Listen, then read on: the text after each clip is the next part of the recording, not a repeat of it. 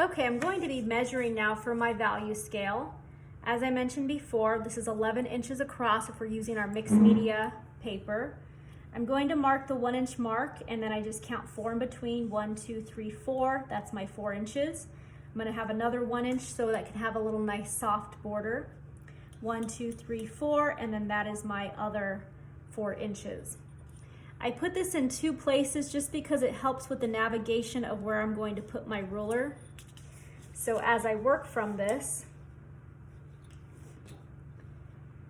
and I draw my lines,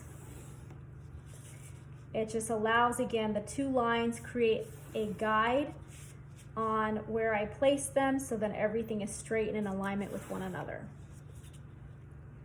Okay, and this is again putting together the value scale. So this is the value scale. I know this is sideways for you guys. Okay, so this is 4 inches in width. Now we're gonna go ahead and do the 3 inches. 3 inches, as the other one was, I had a 1 inch little cushion. So then I go 1, 2, 3, and then the rest of it will go ahead and just go with each of the 3s. And then I should have a 1 inch at the very end. Not I should, I will have a 1 inch at the end. Okay, I'm gonna go with another area as well, just so I can create the consistency so then everything has a straight line to it. You're welcome to forward through this portion because it is just measuring out the value scale. You may have a different way to go about this, and by all means go with what you want to work with. There's so many ways on how to measure and how to utilize the paper effectively. So I don't want to put you into a box. At the end of the day, as long as we come out with the same value scale measurements, we'll be good. Okay, so as you guys know, my first value scale, which is still drying, was allowed to put 8. So this will be now 9, 10, 11, 12. I'm done now. I just need these last ones. Now the cool thing is I have this other area that I can still add more to if I need to kind of work around with adding lights and dark values and if something didn't work out as easily. I still have my paint here that I started with before. Remember, we're adding a little bit more white. And what I'm going to do now is put my other one next to it so I can kind of start to see the transition of where I need to go, just for visual purposes.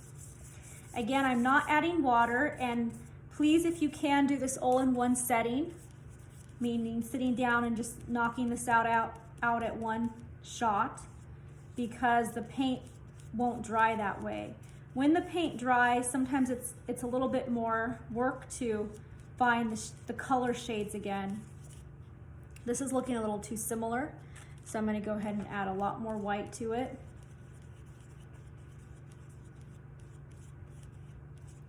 This exercise is really good with training the eye to see tonal value change. This is meant to be a fun exercise working with only 2 colors.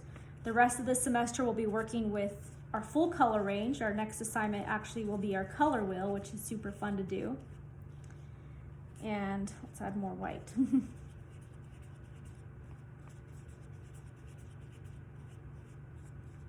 Okay, keeping it clean. We're gonna go to our next value scale. I'm gonna take off some of that black and start getting more white. The whites are fun to do, the light values. They just have a soft sort of pastel look to them.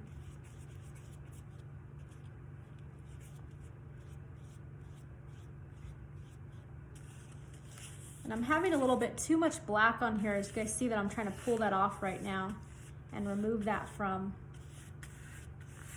the medium. Okay.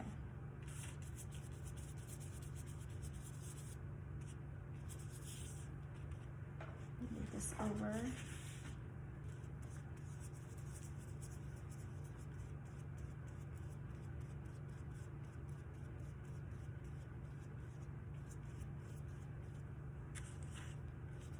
I'm not sure if the camera is picking up the value change transition. It might look all the same to you, or it might look too dramatically different.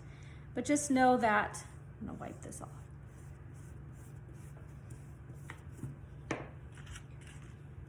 That it can look, that you wanna have a tonal change. Now, this has a little bit of black still on it.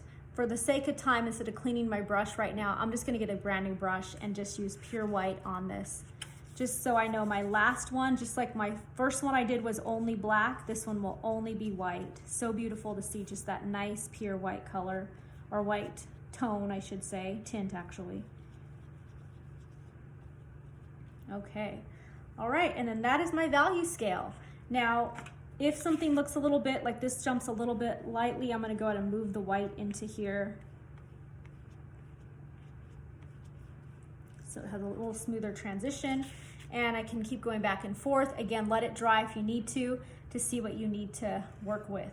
Now I still have a lot of paint left, right? If you guys do want to conserve your paint, you're welcome to actually open the top, right, and put the paint back in.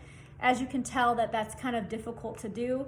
I end up throwing away my paint if I don't need it, and sometimes I feel kind of guilty about that, right? There's still a lot of great paint in there, but that's okay.